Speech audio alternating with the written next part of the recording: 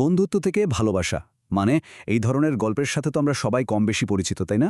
আজ তেমনই একটা অসাধারণ গল্প শোনাব, রিয়ান আর তিথির গল্প। আচ্ছা, একটা সাধারণ বন্ধুত্ব কি সত্যি একটা অসাধারণ ভালোবাসার সম্পর্কে বদলে যেতে পারে? কি মনে হয়? চলুন রিয়ান আর তিথির গল্পটা শুনেই দেখা যাক এই উত্তরটা পাওয়া যায় কিনা। শুনলে অবাক হবেন, এই যে মিষ্টি একটা প্রেমের গল্প, এর শুরুটা কিন্তু হয়েছিল একটা মারাত্মক ঝগড়া দিয়ে। আর ঝগড়াটা কি নিয়ে জানেন? স্কুলের একটা বসার জায়গা নিয়ে।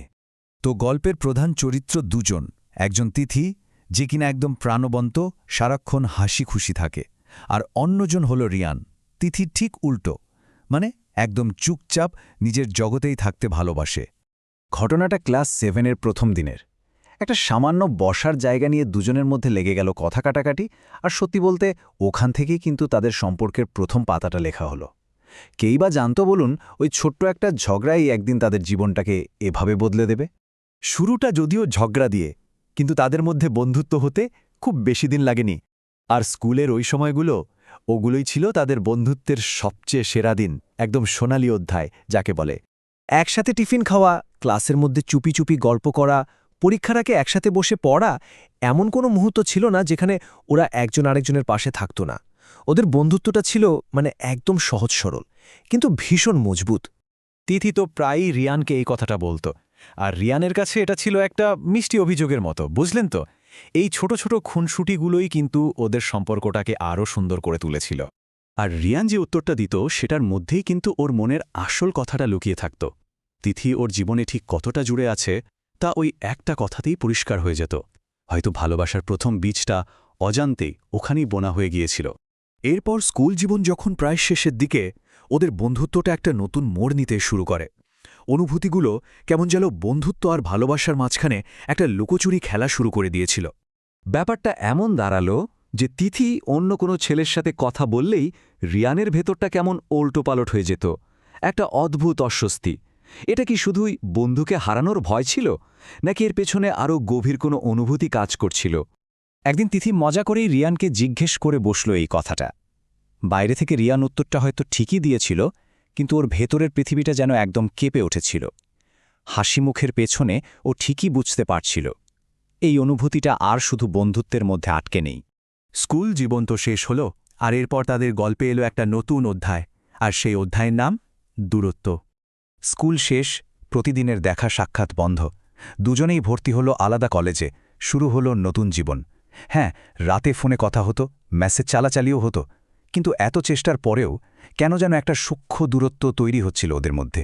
সেই পুরনো টানটা কোথায় যেন একটু একটু করে ফিটে হয়ে যাচ্ছিল। আর ঠিক এরকমই একটা সময়ে একদিন রাতে তিথির একটা ফোন কল আসে। ওই একটা ফোনেই রিয়ানের পৃথিবীটা যেন থেমে যায়। যে ভয়টা ও সবসময় মনে মনে পেত, মনে হচ্ছিল সেটাই বুঝিয়ে এবার সত্যি হতে চলেছে। আর এরপর তিথি যা বলল, তাতে রিয়ানের বুকের ভেতরটা যেন আরও ধক করে উঠল। তিথি বলল, তুই চিনিস। ব্যাস, এই দুটো শব্দই রিয়ানের মনে হাজারটা প্রশ্ন তুলে দিল। কে সে, কাকে চেনেও? এই উত্তর না পাওয়ার যন্ত্রণাটা ওকে আরও অস্থির করে তুলছিল। অবশেষে গল্পের সেই মুহূর্তটা এলো, এক বৃষ্টি ভেজা বিকেল, আর জায়গাটা ছিল তাদের সেই পুরনো স্কুলটা, ঠিক যেখানে ওদের গল্পের শুরু হয়েছিল। অনেকক্ষণ চুপচাপ থাকার পর তিথি প্রথম মুখ খুলল, এমন একটা প্রশ্ন করল যেটা এক মুহূর্তে ওদের দুজনের মাঝখানের সব নীরবতা ভেঙে দিল। এই একটা প্রশ্নই যেন ছিল সব জট খুলে দেওয়ার চাবি। চারিদিকে তখন ঝুম বৃষ্টি, আর সেই বৃষ্টির শব্দকে ছাপিয়ে শোনা গেল তিথির গলার স্বর, ওর সেই স্বীকারোক্তি। এতদিন ধরে যে অনুভূতিগুলো ও মনের মধ্যে লুকিয়ে রেখেছিল, সেগুলো সেদিন মুক্তি পেল। আর রিয়ানের উত্তর? ওর উত্তরে ছিল ভালোবাসা, কিন্তু তার চেয়েও বেশি ছিল বন্ধুকে হারানোর ভয়। আসলে এই ভয়টাই তো ওকে এতদিন ধরে নিজের মনের কথা বলতে দেয়নি। তো সেই বৃষ্টি ভেজা বিকেলটার থেকেই ওদের গল্পটা একটা নতুন দিকে মোড় নিল। বন্ধুত্বটা অবশেষে জায়গা করে দিল একটা নিখাত ভালোবাসার সম্পর্ককে। রিয়ানের হাতটা শক্ত করে ধরে তিথি শুধু এইটুকুই বলল, আর ওর এই কথাটা শুধু একটা কথা ছিল না, ছিল একটা ভরসা, একটা প্রতিশ্রুতি। সব ভয়, সব দূরত্বকে পেছনে ফেলে ওরা দুজন মিলে একটা নতুন শুরু করল। শেষ পর্যন্ত ওদের সেই মজবুত বন্ধুত্বের ওপর ভর করেই ভালোবাসার সুন্দর একটা সম্পর্ক গড়ে উঠল। এই গল্পটা আসলে এটাই দেখিয়ে দেয়, তাই না, যে সবচেয়ে সুন্দর ভালোবাসাগুলোর জন্ম কিন্তু হয় সবচেয়ে গভীর বন্ধুত্ব থেকে।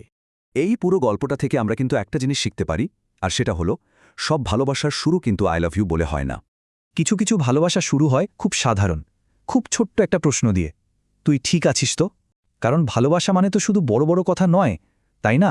ভালোবাসা মানে একে অপরের জন্য চিন্তা করা, খেয়াল রাখা, আর এই ধরনের ভালোবাসাই কিন্তু সারা জীবন থেকে যায়।